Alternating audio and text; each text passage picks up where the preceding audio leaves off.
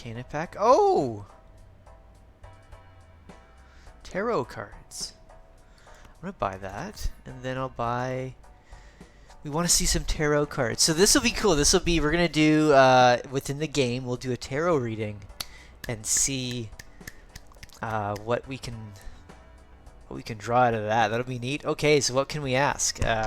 Ooh, this is neat. I wonder what point of this video this happens. I'll have to record the minutes. Anyways, this is going to be really cool.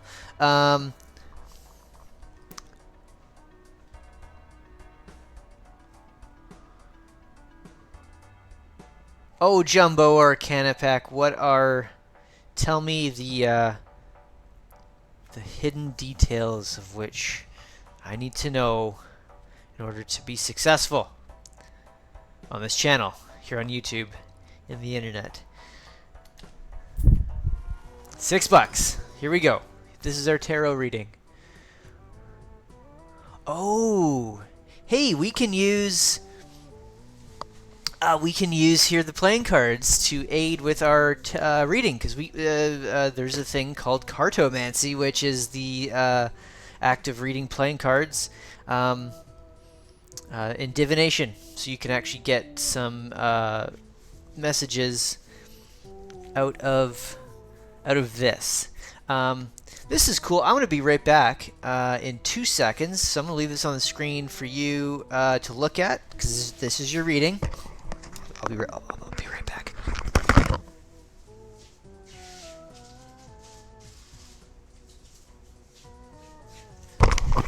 I'm back. I didn't go that far. I needed a cheat sheet for the playing cards, because they're kind of difficult. So that to use, because it's not like there's nothing on the card that kind of hints at what things mean. The tarot cards are a little bit more obvious.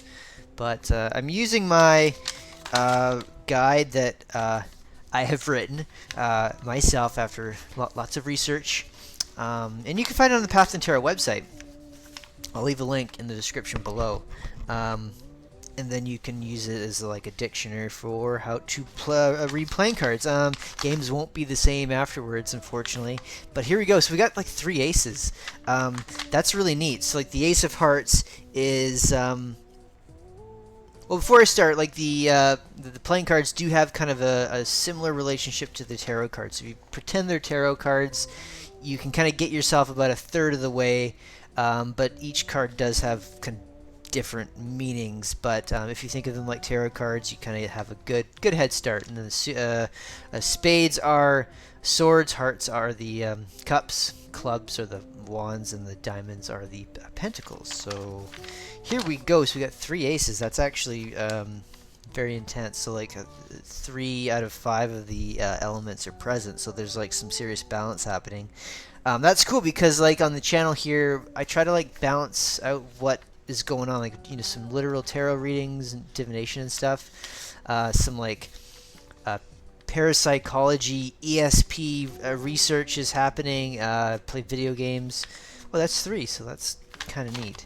So the Ace of Clubs, it's like startling wealth and knowledge. So this is that's kind of neat, because like I've discovered this game in a way. I've been waiting to play it. Now it's this game, if you know how to read the cards, gives you a divination within the game, because it's going to be random. I think it is, right? It's got to be programmed that way. And then we've got the heart, so like a new desire is happening, which is absolutely true. This is like, now this game for me is like a new desire. But the Ace of Spades is the looming death card. It's not a good card. Like the message isn't positive. Everything is kind of positive when you put it into the context of the grand cycle of how these cards fold in on themselves. But it's like misfortune. It's like the end of a cycle. And that's also interesting too, because like I'm going through cycles in my life of progressing through life and career and all that. So there's an ending of something to go into, like another phase. So like the death card in the tarot is kind of like the same idea, right? Where it doesn't mean literal death, and it doesn't mean the Ace of Spades doesn't mean that either. But it's just like the end of a phase, and that's kind of happened on the channel too, where we've like gone through these phases of things, and I remember starting doing unboxings like of tarot decks and stuff, and that was a lot of fun. Learned a lot of stuff on how to review tarot decks and what to look for, and I enjoyed that. But we had to move on to other things. But another interesting thing we have is a sequence. 1, 2, 3. And if we kind of think about kind of how crib works, you got 1, 2, 3, 1, 2, 3, 1, 2, 3. So you've got these like the three aces kind of enact three different sequences.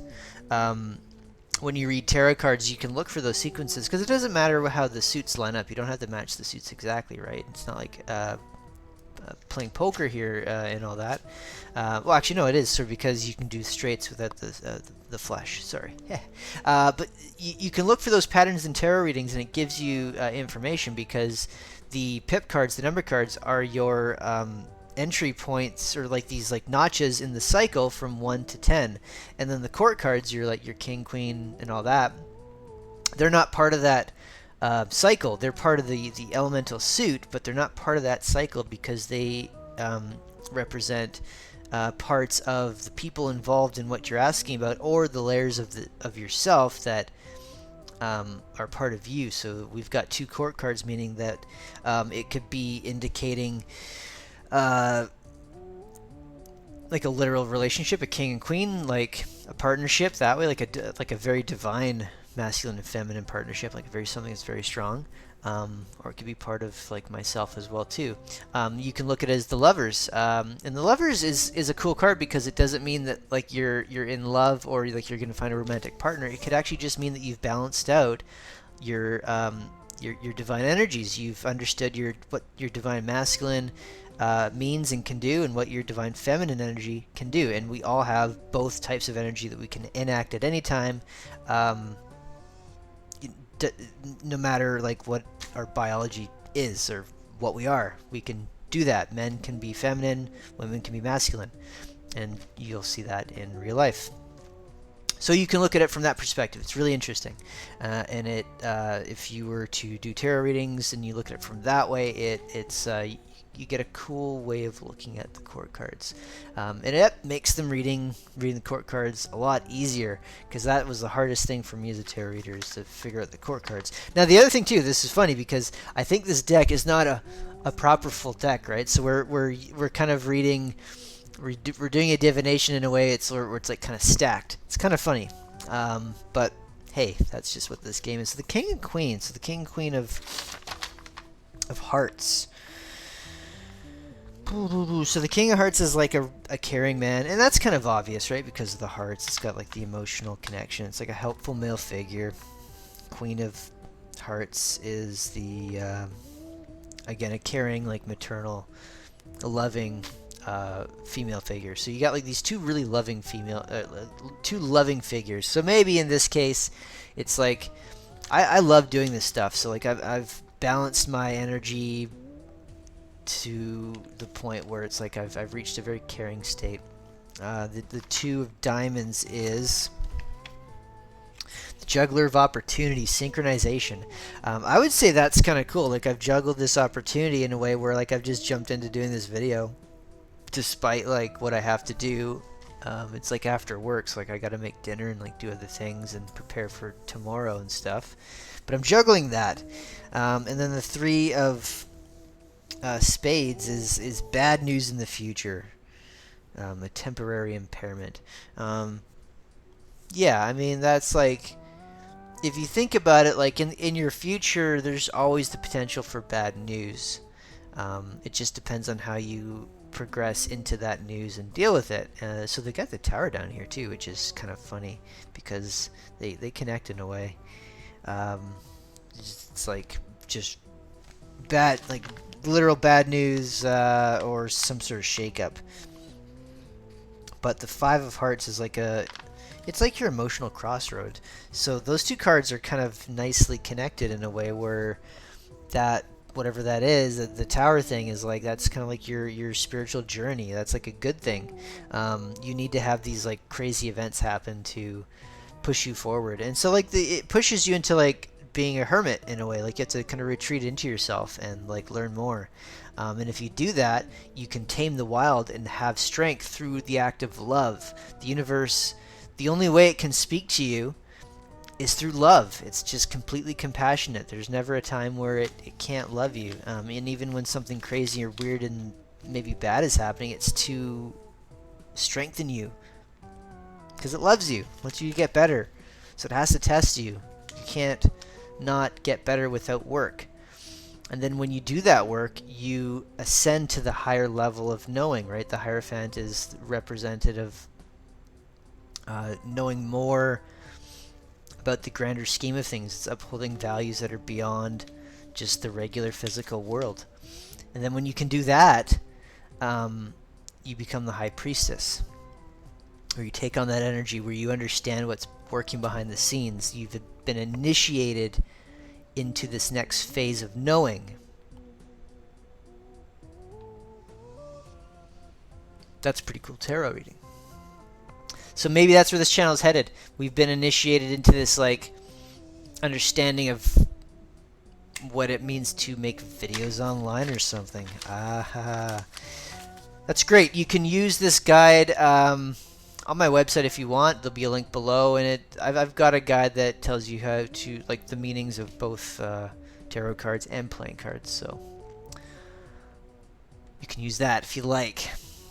All right. So what do we got to do? I got to choose a pack. What do I? Enhances 2 cards to bonus cards. Increase the rank up to 2. Oh, that's kind of cool. Enhances 1 selected card into a stone card. What's that? Double money? That's kind of neat. I want that. Oh, it did. Oh, maybe I should have not did that.